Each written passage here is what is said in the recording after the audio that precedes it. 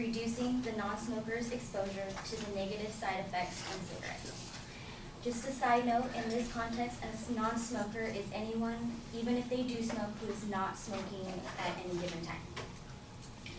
My major claim is smoking is detrimental to the health of the public and is a major source of pollution. Therefore, we need zones designated by law in smoking in all public places.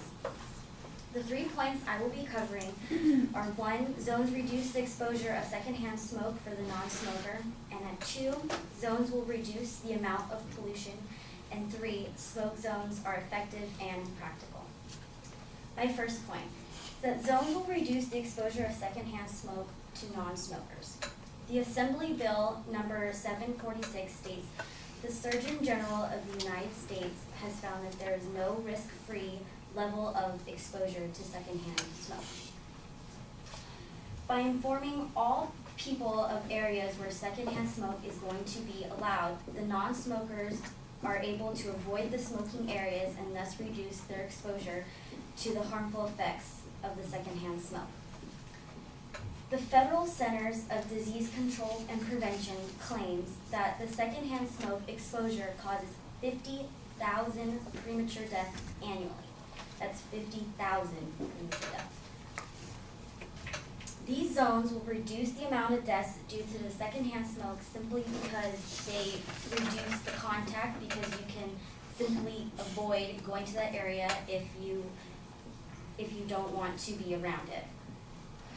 My second point is that zones will reduce the amount of pollution.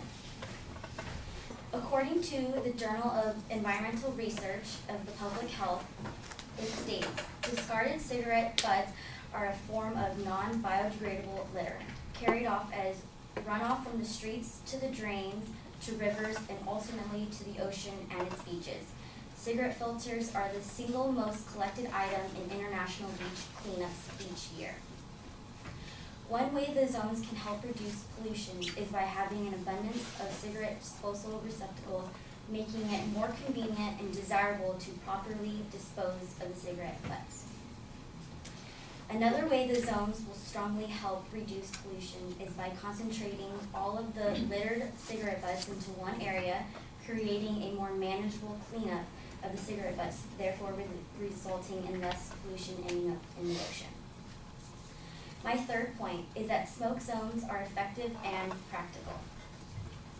The top 2 California destinations, such as Disneyland and Dodger Stadium, both restrict smoking to specific zones and have not had any effect on annual attendance.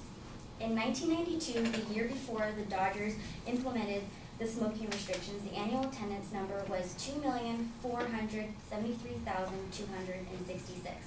And for the following years, the numbers are as follows. In 1993, there were 3,170,393 people in attendance. 10 years later, in 2003, 3,138,626 people. And in 2012, 3,324,246 people. As we can tell from the annual attendance provided by the Baseball Almanac, the yearly attendance has only increased or stayed the same. And according to the Disneyland linkage, Disneyland started their smoking restrictions in 2000. From that year until 2011, the attendance only increased steadily. So, even with Dodger Stadium and Disneyland implementing the smoke zones, they still remain 2 of the most visited places in California. In closing, the change in the law with having smoking zones in all public places is not to villainize smoking, but to create a safer environment for the public by 1, reducing the exposure of secondhand smoke for the non-smoker, reducing the pollution, and existing smoking zones are effective and practical.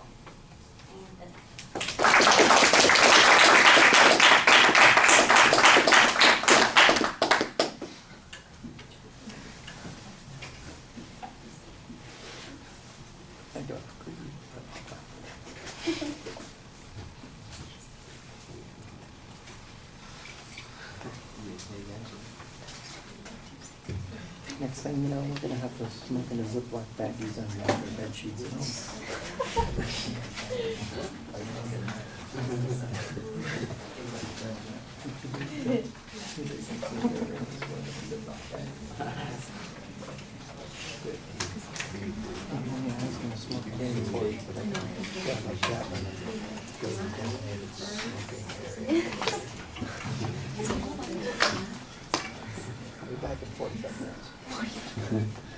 All right, Christina, there are a couple of issues at the beginning of the speech that I think hurt you later on, even though the body of the speech is actually put together pretty effectively and you've got some good information there. The opening of the speech sounds like you're first of all, it doesn't sound like you're making a claim to begin with. And then when you do get to making a claim, it's a policy claim. And this is supposed to be a claim of fact. Now, I think in the long run, there is a claim of fact to be made here, but it's not coming out very clearly at the beginning of the speech. Your claim is basically that smoking zones could effectively protect the public from secondhand smoke. That's all you're saying. That's a claim of fact, the way you've got it. If you phrased it that way, you'd be fine. I think at the end of the speech, that's kind of what you're saying. But at the beginning, it sounds like we need to have this. There's all these harms that are occurring, and it's not quite clear where you're going with this. And I thought that was a little bit problematic. You did lay out the secondary points pretty clearly, and as you got to them, I thought you labeled them very effectively. So there's not any problem with the organizational structure there. The supporting materials, I think. The first point on the secondhand smoke risks, we've got a statement that says that there's no risk-free exposure level to smoke, and then we've got the EPA number that estimates 50,000 people die as a result of secondhand smoking. That's the extent of the argument there, and there's not really much explanation of what that secondhand smoke that caused those 50,000 deaths is.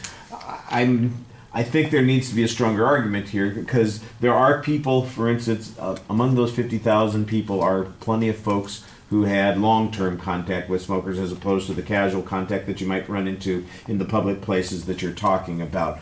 If somebody is smoking 4 rows away from me at Dodger Stadium, which of course hasn't happened in the last 25 years, but if that was happening, let's say at Anaheim Stadium, for instance, I know that there's zero level of risk. It's not like it's risk-free, but the amount of risk seems to me to be so incredibly small as to be hard to worry about. Okay, are there carcinogens in that smoke?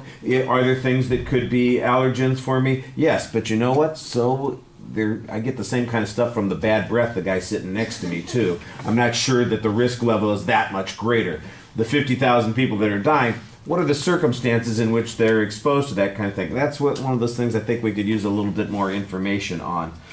The pollution argument, I think that you do a quantification thing that's pretty effective on that. You've got some information there talking about the cigarette butts being the most typical thing that you found. What I didn't get is much information about the threat that those things pose. In other words, what's so bad about that kind of pollution? I mean, it's not pleasant, I would agree. However, like if you were talking about beach cleanup, isn't that one of the things that you mentioned? I'm not exactly sure that most people go to the beach and they lay down and there are cigarette butts there and they are exposed to some.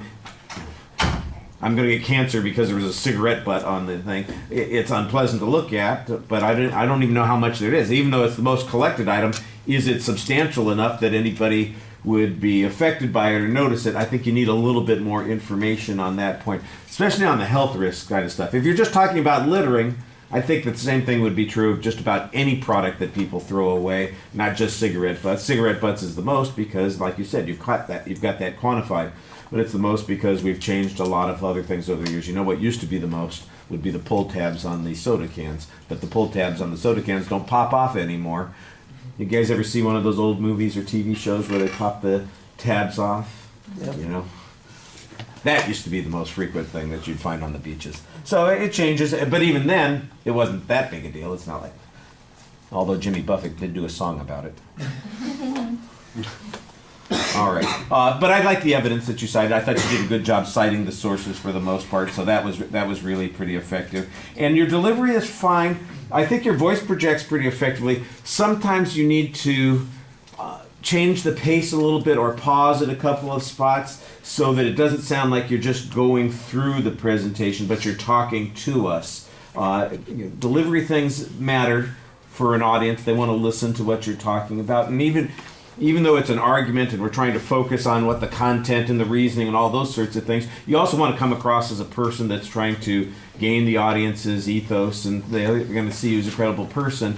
And I just think that maybe a little bit, same thing I mentioned to a couple other people, another run through or two, listen to it yourself to see. When you listen back, I think you'll notice that it does sound a little mechanical in nature. It's not that there's anything wrong with the mechanics per se, the delivery is mechanical. All right, thank you.